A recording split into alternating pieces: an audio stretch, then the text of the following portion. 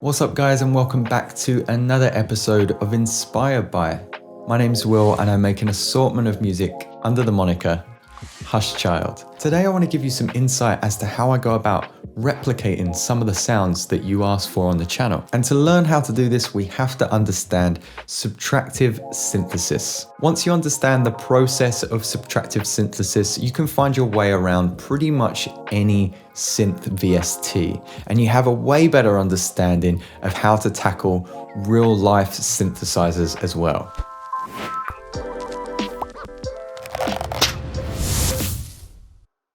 So subtractive synthesis is the method of creating any of the sounds that you want by taking a waveform with a lot of harmonic content and filtering it down and then modulating those parameters. I'm going to show you how to do it with Wavetable. You guys can open it alongside me as we go through this. And this is really going to give you the insight as to what subtractive synthesis is, how to recreate sounds or generate your own sounds. And then you can pretty much find your way around any other synthesizer. This can be Serum, phase plant, can be operator, or it can be hardware synthesizers as well. So the first thing that you want to get your head around is oscillators. That's the sound source, and most synthesizers have two oscillators, some have more. The oscillator is the thing generating sound. Just think of an oscillator as always sending sound ready to go. We're going to come back to that later. In our wavetable today, we have 4 basic wave shapes in oscillator 1. You can have many different types of shape, but today we're focusing on just the 4 basic shapes. So we have a sine wave, and you can see when I hold that sine wave down, let's go into a lower octave, we're pretty much left with just the fundamental frequency. This makes a sine wave great for plucks and bass tones. We've also got a triangle wave. It's the most subtle of the 3 basic shapes after the sine wave. It's got a little bit of harmonic content there. We've got the sawtooth wave. And we have the square wave. The square wave to me sounds the most even, unlike its buzzy brother, the sawtooth wave, and that's because of the harmonic content. If you look at all of these peaks here, and then we slowly transition this to the sawtooth wave, you'll notice that we have, pretty much in those spaces, evenly distributed more harmonic content. So you have to take this into account when you're designing your sounds. How much harmonic content do you need within your instrument? All right, so after the oscillator, we're met with a filter. Filters are wonderful because if we've got something with more harmonic content, we can really start to strip back some of the layers.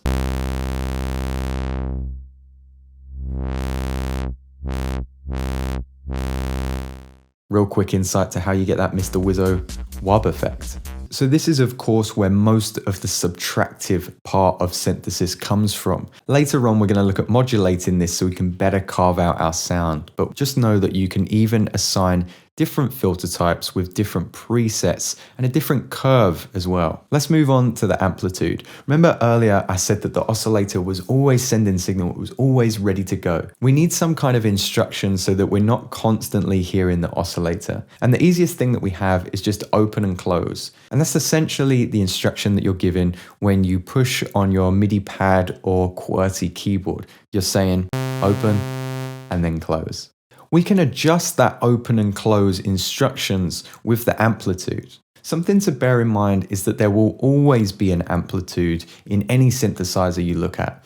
It won't always be called amplitude, it might be called envelope 1, but notice how in Wavetable we've got the amp, and then we have envelope 2, envelope 3. We don't have envelope 1 because that is the amplitude, and it's directly connected to the volume of the synthesizer. It's how you're going to hear the sound. Let me show you how it works. To understand the amp, you have to understand ADSR. You've probably heard this phrase before.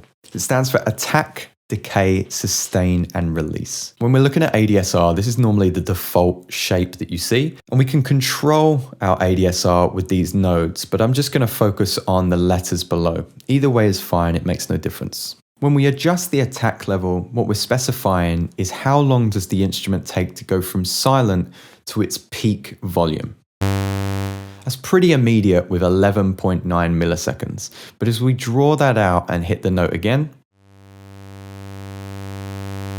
over 8.72 seconds, it takes a little bit longer to go from silent to its most loud. I think of the next two parameters as kind of linked, but let's just talk about decay for now. You see, the decay time controls how long it takes to go from the initial peak level from the attack to that sustained level. Let's pull our sustain down for now. I'll explain what it does in just a second. The decay time is going to adjust over just under 2 seconds. It will reach that peak volume and then it will take 2 seconds to go to the sustain level of minus 28 dB.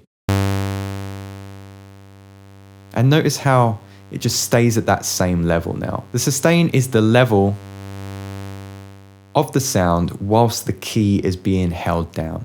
As long as you're holding the note, you will always hear that sustain level until you release your finger from the QWERTY keyboard or the MIDI pad. Finally, we're obviously met with the release time, which is how long your sound takes to go from being audible to silence once again. 600 milliseconds means you're going to hear just a little bit of that sound as you release the note. But if we increase that to a few seconds, we'll hear that sound for much longer, way after we've released our finger from the keyboard. So these parameters give us much better control over our synthesizer. It's the difference between having a pluck sound and a pad sound.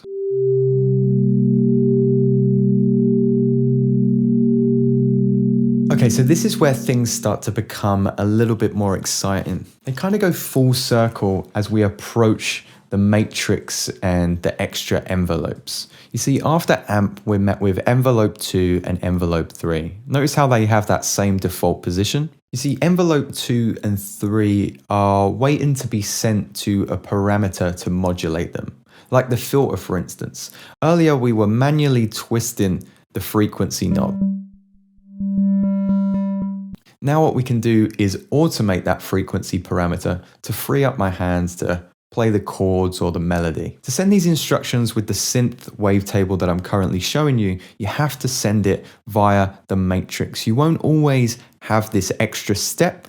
Sometimes, like Serum, Phase Plant, or even samplers like the Wave CR8, you can actually just drag the envelope title to the pot of your choice. In this example, you can better visualize what's going on when we use the matrix. So in the matrix, what we're going to do is assign envelope 2 to the frequency, so this ducks and we get a nice pluck sound. So all I have to do is find envelope 2 here, go to the matrix, and of course I've got envelope 2 here, and scroll down. If you don't see filter 1 frequency, then just tap filter 1, and you'll notice that it comes to the bottom. The same as if I tap res, you'll see filter 1 res there. So I'm just going to tap filter 1 frequency and pull this all the way down or to the left, minus 100. And it's basically saying to the instrument, hey, when I press this note, I want you to pull the filter down to a certain level and then release it to its full level. So to get a pluck, what we need to do is go back to envelope 2 and increase our sustain,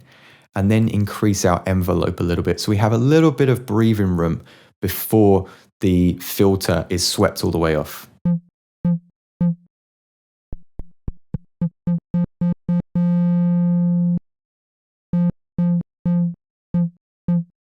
I think about 150 sounds really nice. We can make loads of different sounds by just manipulating how the matrix is fed into envelope 2. If we switch this from a low pass filter to a high pass filter and change the envelope a little bit, this is the sound we get.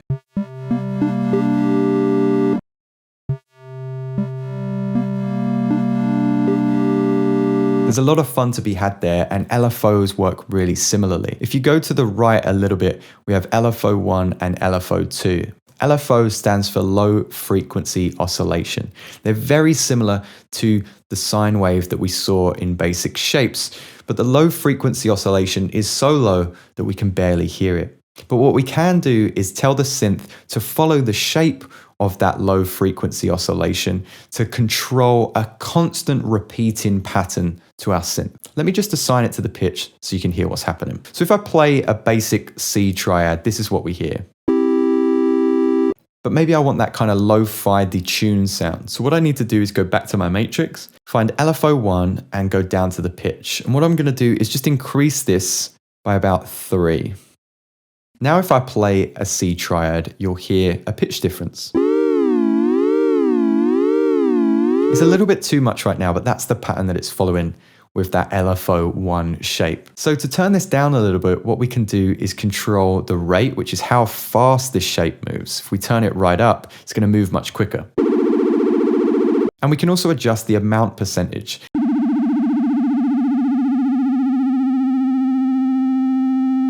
So by changing the rate a little bit and the amount, you can get that lo-fi detuned feeling. Let's just turn the rate down a little bit.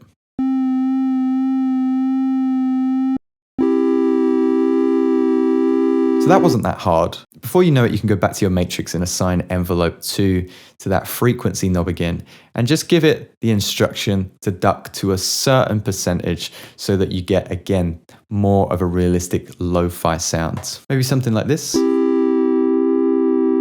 I want to make it more of a pad, so we're going to go full circle. We're going to go back to mod sources.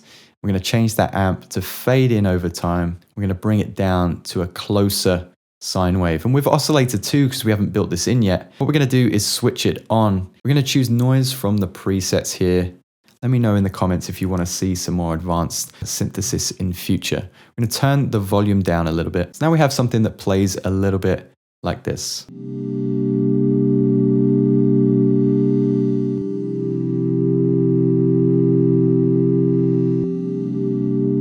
Now that you understand subtractive synthesis, you've unlocked the power of recreating any sound that you want, and not only that, creating custom sounds of your own. You can create plucks in wavetable, produce a flute sound in operator, maybe some noisy pads in serum.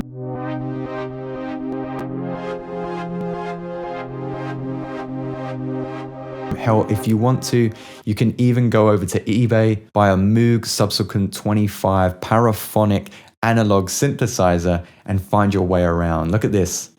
Here are the oscillators. Here's the filter.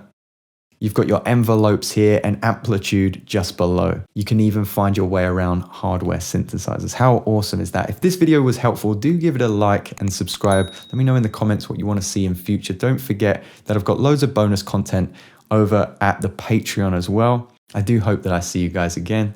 Thank you so much for stopping by.